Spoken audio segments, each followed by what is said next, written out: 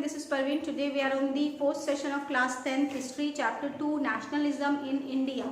Till now we have seen different movements in nationalism, that is non-cooperation movement, civil disobedience movement. Then we have seen Pune Pact, Purna Swaraj, and also Gandhiji demands of Purna Swaraj and Jawaharlal Nehru leading the Purna Swaraj movement. So all these things we have learned. In our last video we have seen civil disobedience movement. We have seen that through civil disobedience movement, Gandhiji tries to put different demands to participate in the Indian administrative system, to participate in the British Council of India. And by moving further, in this session we are going to discuss that who are the members or who are the Indian members or Indians who took active, who are the groups, social groups you can say, or who are the different Indian groups who take active participation in civil disobedience movement, and there are certain groups who does not take part in civil disobedience movement because of some reasons. So now today we are going to discuss with those reasons or those people who took active participation in civil disobedience movement. So our today's topic is how participants saw the movement, how they take the movement, how they participated in the movement. Now when we talk about the peasants like on the time, because of the Great Depression, peasants are suffering. Many rich peasants are also suffering and poor peasants are also suffering because they need to pay the higher revenue, they need to pay the higher land revenue or land tax. That is why these peasants have to take active participation in the civil disobedience movement led by Gandhiji. Peasants community, rich peasants communities of Gujarat and Uttar Pradesh was very active in the participation of civil disobedience movement, because on that time they are not earning much, but they need to pay the land revenue, they need to pay the land tax, which is very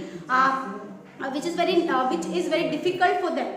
So to pass on that, or to reduce the land revenue system, to make the land revenue system revised, they took active participation in the civil disobedience movement. Rich peasants become the great supporter of civil disobedience movement because of the land revenue system or because of the Great Depression in all over the world.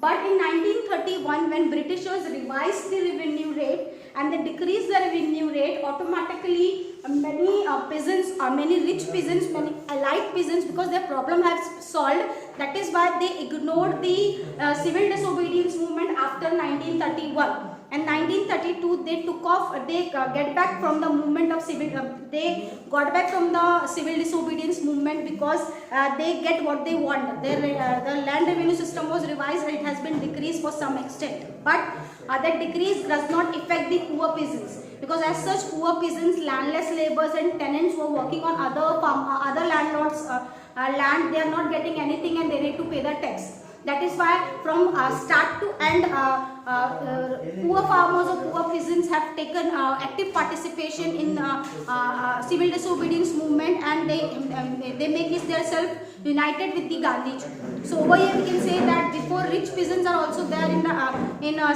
civil disobedience movements, they also took active participation.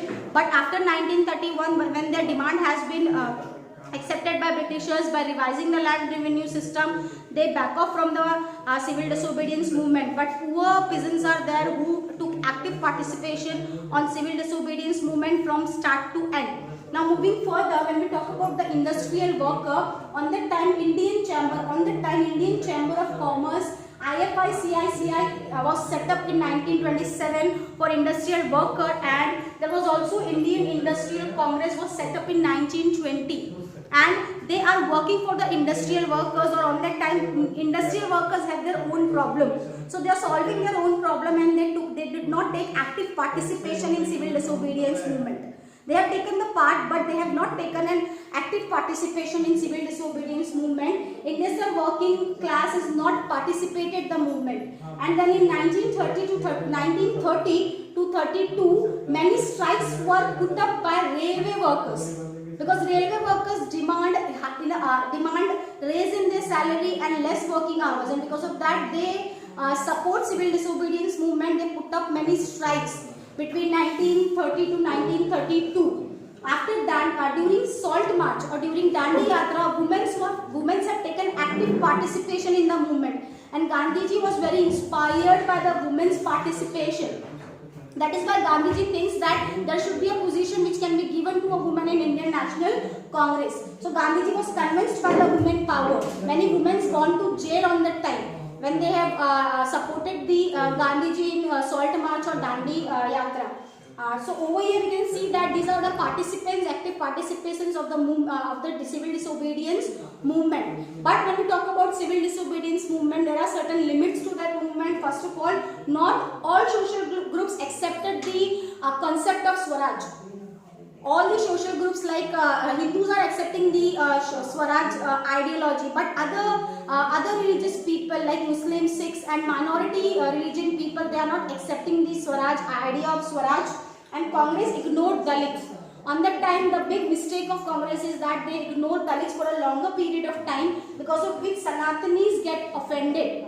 And after that, Gandhiji realized that supporting or eliminating untouchability is very much essential to gain freedom and to gain support of the Dalits. That is why after that Gandhiji supported Harijans, but on that time Dalit leaders tried to make their own associations, they tried to organize themselves independently. But Dr. Baba Saheb Ambedkar was the greatest Dalit leader who organized Dalit movement in 1930. After that, in 1932, September 1932, Dr. Baba Saheb Ambedkar and Gandhiji, with the mutual cooperation, they come together for the nationalism.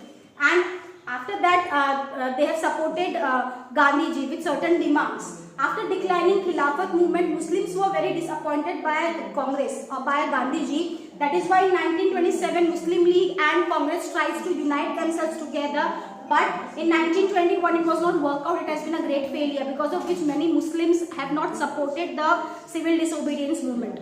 So I hope you have understand what is civil disobedience movement and what is the limitations of civil disobedience movement. So over here, I have finished with the session. I have finished with this session. I hope you have understand. If you have any doubt, you can ask me in comment. In our next session, we will see how people get united and how the sense of collectiveness comes in India for the nationalism. Till then, thank you.